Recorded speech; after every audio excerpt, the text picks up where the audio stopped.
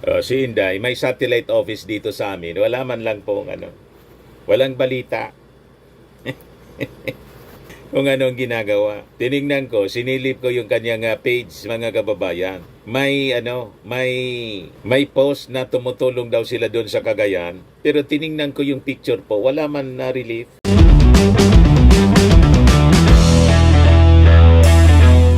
Ito naman po yung bago naming product na binibenta online.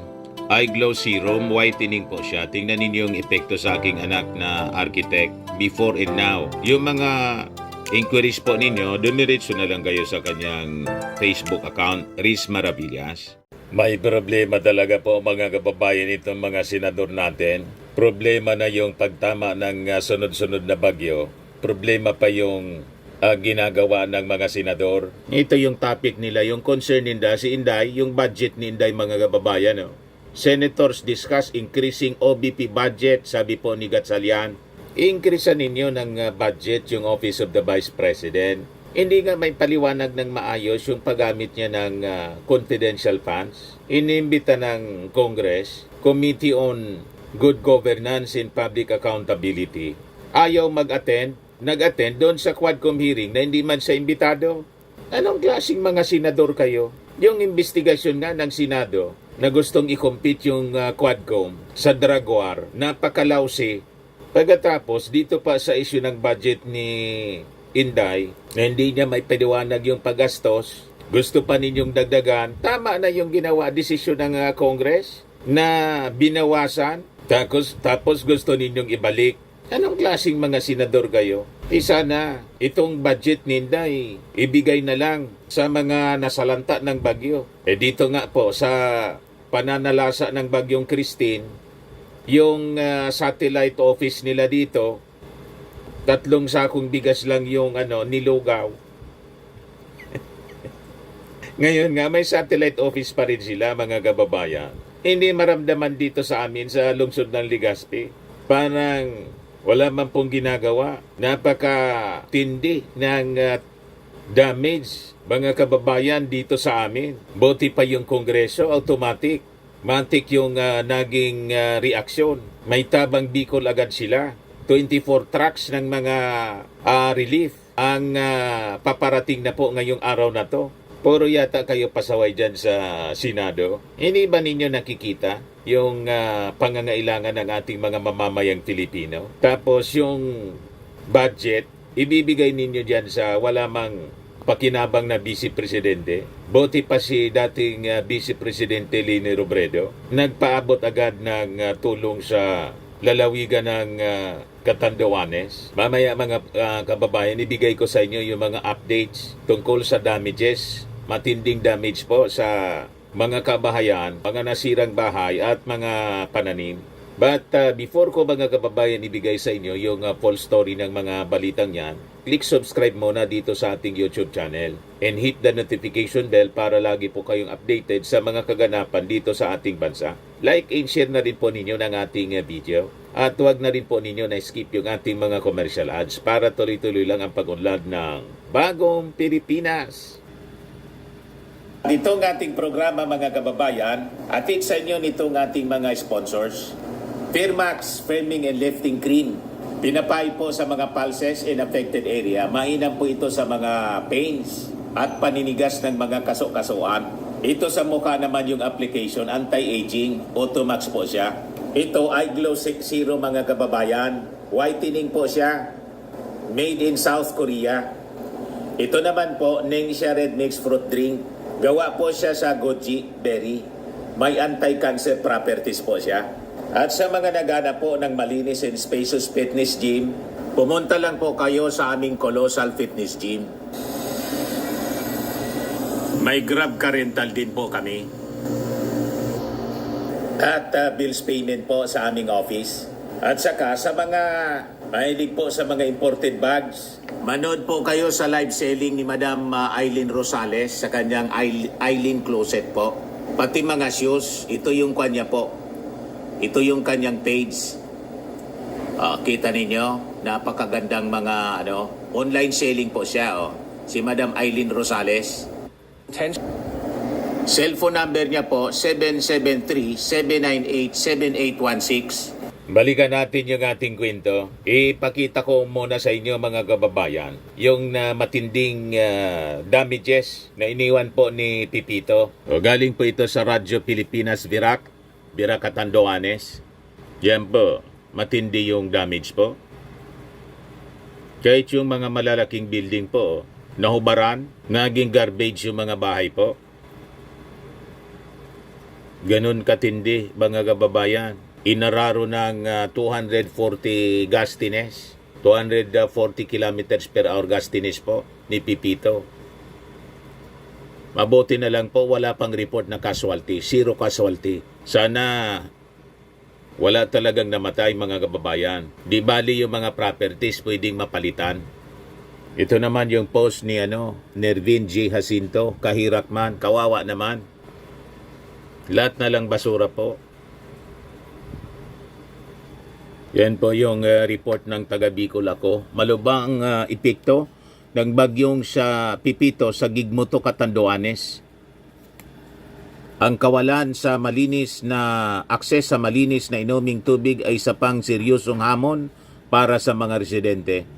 Umaasa ang mga residente doon ng maagap na relief operations. Ito naman po sa Panay Island, Catanduanes. Ganyan katindi yung lakas ng bagyong Pipito.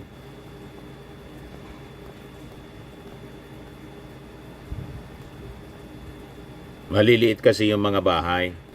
Yan yung kanilang mga pananim. Grabe yung mga nyug po.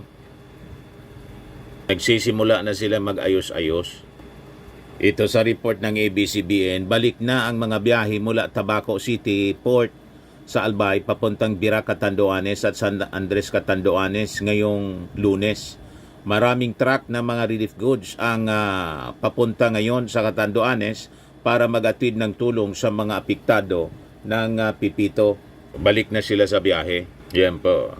Maliwalas na po yung panahon dito, mainit na po sa amin. Tuloy-tuloy ang relief operations ni Congressman Joey Sarte Salceda. Pati ng Ako Bicol Party List, nagatid ng hot meals ang Ako Bicol Party List sa mga evacuees sa bayan ng Bakakay, Malilipot, Malinaw at Tabaco City. Bahagi ito ng inisyatibo ng Ako Bicol sa panguna ni Congressman Zaldi Congressman Jill Bongalon at Miss Diday Ko. Yung dating presidente na wala na sa gobyerno po, very active ngayon. Angat Bayanihan in Action in partnership with Governor Boboy Coa sa Catanduanes po. Salamat po siya, Governor Coa. Maraming salamat, Ma'am Lenny, sa tulong mo sa Catanduanes sa pamamagitan ng Angat Buhay Foundation. Nararamdaman mo talaga ang nararamdaman naming mga Katandunganon. Yan po. Ito naman po, paparating ngayong araw na to, November 18, yung Tabang Bicol Tindog Uragon Relief Caravan na nilaunch ng House of Representatives. So sabi dyan mga kababayan, around 750 million in financial aid and 24 truckloads ng mga relief goods to over 150,000 beneficiaries in Bicol region ang bibigyan ng tulong ngayong araw na to. President Ferdinand Marcos in coordination with House Speaker Martin Romualdez nilaunch yung Tabang Bicol Tindog Uragon Relief Initiative.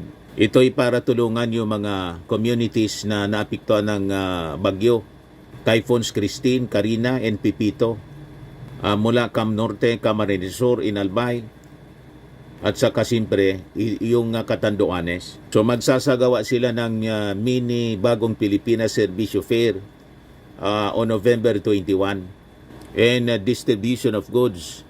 Ang mini BPSF will offer services related to housing, healthcare, and livelihood at multiple venues including JC Robredo Coliseum in Naga City, Cafuerte Sports Complex sa Pili, and BUPC Gym sa Pulangi, Albay. Each site is expected to accommodate around 10,000 beneficiaries. Yan po ang mabilis na pag-aksyon ng Congress at ng ating Pangulong Bongbong. 24 truckloads ito. Si Inday, may satellite office dito sa amin. Wala man lang pong walang balita. Kung anong ginagawa. Tiningnan ko, sinilip ko yung kanyang page, mga kababayan. May post na tumutulong daw sila doon sa Cagayan. Pero tiningnan ko yung picture po, wala man na relief. Ayan baka parehas na naman ito ng paggastos ng confidential fund sa mga youth leadership summit. May disbursement po, pero sabi ng Philippine Army, kami niya yung gumastos. Baka tulad na naman ito, mga kababayan doon sa pagrenta ng mga safe houses na hindi malaman kung bakit ang amount, mga kababayan, per day 45,000 to 250,000. Ayan sabi niya OBP, walang iwanan sa Cagayan. 23 hours ago, agarang tulong sa mahigit 1,000 na pamilya ang naiparating sa bayan ng Santa Ana mula sa Office of the Vice President, Disaster Operation Center Team kasama ang OBP Cagayan Valley Satellite Office noong ika-14 ng Nobyembre bilang paganda sa bagyong Ophel. Ang picture po, mga damage na mga properties, mga kabahayan. Wala mang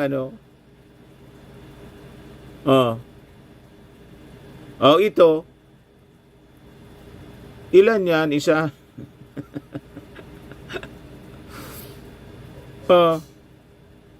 Tingnan ninyo, mga kababayan, yung relief nila.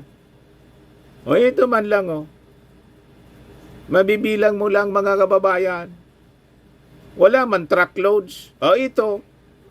Isang van. Hindi nga puno. Parang yung dito sa lungsod ng Legazpi po. Mga kababayan.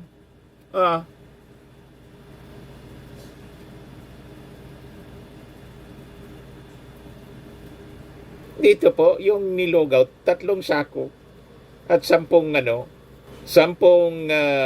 kahon ng mineral water. Sa panahon ng Christine, mga kababayan. Ewan ko kung magkano yung magiging declaration nun, ang financial report nun sa COA. Kaya nga po, sabi natin, mali itong desisyon ng Congress o ng Senado. Pinag-usapan yung pag-increase sa budget ni Inday. Bakit pa ninyo i-increasean? Hindi nga maipaliwanag yung kanyang paggamit ng confidential funds. Yan sabi ni Gatchalian, pinag-usapan daw nila yung pag-increase ng budget ng Office of the Vice President. Yan po sabi rito sa balita ng Impact Leadership. Senator Win Gatchalian revealed that senators are considering increasing the budget for the Office of the Vice President, Sara Duterte's office, for 2025. Sa interview po ng mainstream media, sabi po ni Gatchalian, may ongoing discussion daw sila of a potential budget increase. Pero hindi man niya ini-specify kung magkano yung idadagdag. As Vice President niya, marami ring lumalapit at humingi ng tulong sa kanya. Nationwide yan. Kapag umiikot ang isang Vice President sa mga kababayan natin, tutulong ka dahil Vice President ka, paliwanag ni Gatchalian. The Senate has already approved the OBP budget of 733 million for 2025, which matches the amount passed by the House of Representatives. This budget was reduced by 1.3 billion pesos after Duterte and her staff opted not to attend the House budget deliberations. Duterte has warned that the budget cut would lead to the layoff of approximately 200 employees. Kailangan pong pakinabang yung mga empleados ninyo. Tapos, justified yung pagtanggal ng pagbawas ng budget niya kasi matigas ang ulo niya Dinisrespect niya yung Congress. Hindi niya maipaliwanag kung paano niya ginastos ang pera ng bayan. Pagtitiwalaan mo ba yan ng pera? Napakalinaw po yung imbestigasyon ng Kongreso. Ito nga inisa kanya yung mga congressmen. Sabi diyan young guns, Islam, Saras, Bodol style in skipping confidential funds probe, submitting affidavit. So hindi nagustuhan po ng mga congressmen yung plano ni Inday na wag na mag-attend ng investigasyon ng House Blue Ribbon Committee.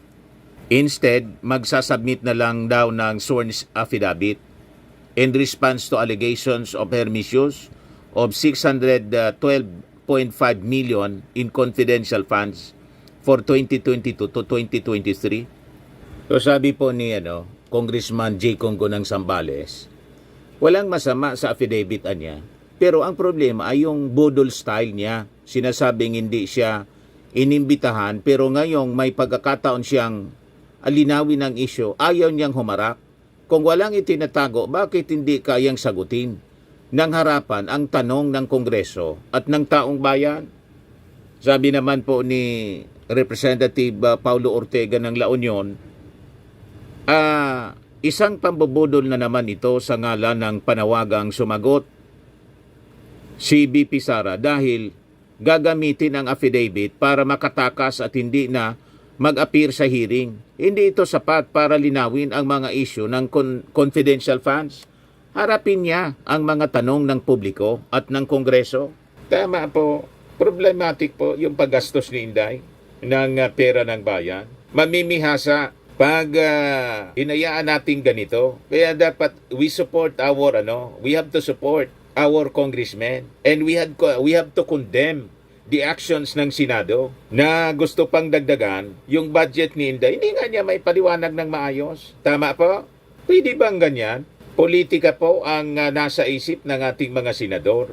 Tingin nila kasi may impluensya pa yung mga Duterte na pwedeng yung mga supporters, hindi sila iboto. Sabi ko nga po, kukunti man lang po yung mga DDS. Hindi nga po maka-ipo ng mga tao para mag-people power.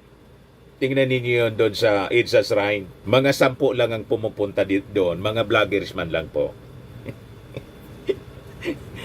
You see? Mabuhay ang ating mga congressmen. Yung Senado, kailangan na siguro i-abolish na yan. Sayang pasweldo sa inyo. Pati yung investigasyon ninyo sa Quadcom, sa EJK, wala man lang delikadesa, si Bato at si Bongo, inimbestigahan yung kanilang sarili. At yung proceedings, lausi po, malayo po sa Quadcom, yung pamumuno ni Coco Pimentel, patakbo po sa investigation. Buti na lang nandyan si Risa Ontiveros. Si Risa Ontiveros na lang yata ang matino dyan sa Senado. Matino yung pag-iisip. Kaya pati itong si Win Gatchalian po, ikis na natin po, mga kababayan. Sa mga naghanap ng malinis and spacious fitness gym, pumunta lang po kayo sa aming Colossal Fitness Gym. We also offer Grab Car Rental with our brand new 2023 model ng Toyota Innova. We also accept booking for those who are planning to travel via PAL, Cebu Pacific, and other airline companies, local and international, and bills payment for Meralco Bills, PLDT, Aleco Bills, etc. Ang Colossal Fitness Gym is located at 3rd floor Security Bank Building, Landco Business Park, Legazpi City, Albay. For inquiries, look for Chilon Maravillas. Contact number 0966-802-0949. By the way pala, nakalimutan ko. Ibigay ko muna sa inyo, mga kababayan, yung latest update ng Pag-asa. Sa ating lahat, narito ang update ukol sa minomonitor natin na bagyo na si Typhoon Pepito. Sa kasalukuyan niya po ay patuloy ng binabaybay ni Bagyong Pepito yung karagatan, palayo pa dito sa ating kalupaan at huli itong namataan sa layong 145 kilometers west ng Sinait, Ilocos Sur. Taglay nito ay lakas ng hangin ng 130 kilometers per hour malapit sa sentro at bugso ng hangin na umaabot sa 160 kilometers per hour. Ito'y kumikilos pahilagang kanluran sa bilis na 30 kilometers per hour. At sa kasalukuyan po makikita nga natin dito sa ating satellite animation na bagamat yung sentro ni Bagyong Pipito ay binabaybay na po yung karagatan, is hagip pa rin ng rain bands nito itong area ng Northern Luzon maging yung ilang areas pa ng Central Luzon. So ngayong araw po yung mga areas na ito is makakaranas pa rin ng mga bugso ng mga malalakas na hangin and also ng mga pag-ulan at moderate to high risk pa rin na storm surge ngayong araw. And nakita po natin throughout this day po habang mas magiging palayo pa si Bagyong Pipito palabas ng ating area of responsibility ay unti-unti na pong aaliwalas yung panahon sa malaking bahagi po ng Luzon at ilang bahagi pa po ng ating bansa. At ayon nga dito sa ating latest forecast track analysis ni Bagyong Pipito, patuloy po itong kikilos generally west-northwestward ngayong araw at lalabas po ito ng ating area of responsibility ngayong umaga or mamayang tanghali. At may kita nga po natin dito sa ating forecast track muli po yung sentro ni Bagyong Pipito is nasa karagatan na, ngunit mapapansin po natin itong area ng yellow circle is hagip pa rin po itong area ng Northern Luzon at ilang bahagi pa ng Central Luzon, kung saan ngayong araw nga po is makakaranas pa rin ng bugso ng mga malalakas na hangin and also ng mga pag-ulan at meron pa rin po tayong moderate to high risk na storm surge na dulot ni Bagyong Pipito.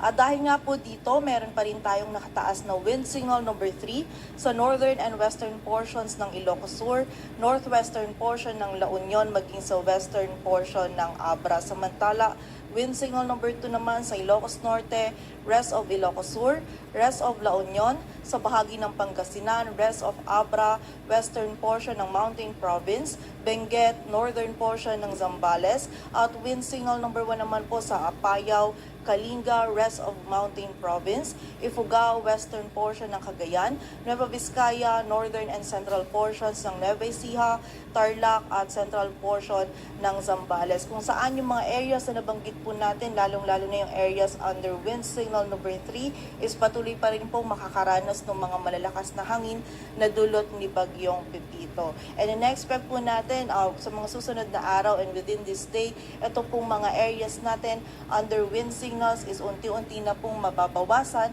ngunit muli po sa kasalukuyan meron pa rin tayong mararanasan na bugso ng mga malalakas na hangin sa areas na ito. So patuloy pa rin pong pag-iingat para sa ating mga kababayan.